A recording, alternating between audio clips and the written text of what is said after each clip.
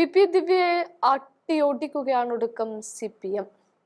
കൊല്ലം ചെങ്കടലായി മാറിയ സംസ്ഥാന സമ്മേളനത്തിൽ നവകേരളത്തിന്റെ പുതുവഴികളുമായി പിണറായി കമ്മ്യൂണിസത്തിന് ചെങ്കൊടി ഉയർന്നപ്പോൾ പി ദിവ്യ പ്രതിക്കൂട്ടിൽ ഉരുക്കുമുറുകിയിരിക്കുകയാണ് ഉണ്ടായത്. നവീൻ ബാബുവിന്റെ മരണത്തിന് ഉത്തരവാദി ഒരേ ഒരാൾ എന്ന എല്ലാ തെളിവുകളും പോലീസ് ശേഖരിച്ച് റിപ്പോർട്ട് തയ്യാറാക്കുമ്പോൾ എല്ലാം മുൻകൂട്ടി ആസൂത്രണം ചെയ്തതാണ് എന്ന് പ്രാദേശിക ചാനലുകാരനും പി ദിവ്യക്കെതിരെ വ്യക്തമാക്കിയതോടെ CPM സംസ്ഥാന സമ്മേളനത്തിൽ മറ്റെല്ലാ വിഷയങ്ങൾക്കും ഇടയിൽ പി ദിവ്യ തലപൊക്കി വന്നു എന്നുള്ളതാണ്. ADM നവീൻ ബാബുവിന്റെ മരണത്തിൽ പി ദിവ്യക്കെതിരെ പത്തനംതിട്ട, കോട്ടയം ജില്ലാ കമ്മിറ്റികളിലെ പ്രതിനിധികളാണ് തല ഉയർത്തി വന്നത്. നവീൻ ബാബുവിനോടുള്ള ദിവ്യയുടെ നടപടി പാർട്ടിക്ക് വലിയ പ്രതിസന്ധി ഉണ്ടാക്കി എന്നവർ വ്യക്തമാക്കുന്നുണ്ട്. വിഷയം പാർട്ടി കൈകാര്യം ചെയ്ത രീതിയും ശരിയല്ല എന്നും പ്രതിനിധികൾ വിമർശിക്കുകയും ചെയ്യുന്നുണ്ട്. സംസ്ഥാന സമ്മേളനത്തിലാണ് പി ദിവ്യക്കെതിരെ വിമർശനവുമായി പ്രതിനിധികൾ രംഗത്തെത്തുന്നത്. നവീൻ ബാബു വിഷയത്തിൽ പത്തനംതിട്ട ജില്ലാ കമ്മിറ്റിക്ക് നേരെയും വിമർശനങ്ങൾ കനത്തിൽ തന്നെ ഉയരുകയാണ്. തെറ്റുകളോട് സന്ധി ചെയ്യുന്ന നിലപാടാണ് ജില്ലാ കമ്മിറ്റി സ്വീകരിച്ചത് എന്നതാണ് ഇവിടുത്തെ വിമർശനം.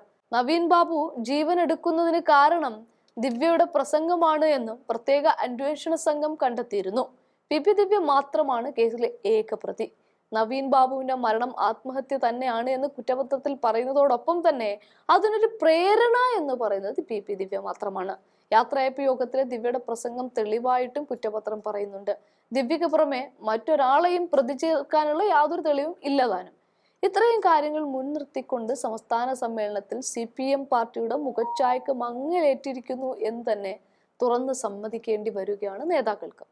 പിണറായി 3.0 ലക്ഷ്യമിട്ടുകൊണ്ട് നടത്തുന്ന സമ്മേളനങ്ങളിൽ മറ്റെല്ലാം മാറ്റി നിർത്തി തുടർഭരണത്തിന് എന്തൊക്കെ ചെയ്യണമെന്ന് വിലയിരുത്തുന്ന അതേ വേളയിൽ തന്നെയാണ് കണ്ണൂരിലും പത്തനംതിട്ടയിലും പി ദിവ്യ എന്ന വിഷയത്തിൽ ഊന്നി നേതാക്കൾ പി ദിവ്യയെ തള്ളിപ്പറയേണ്ടി വരുന്നത്.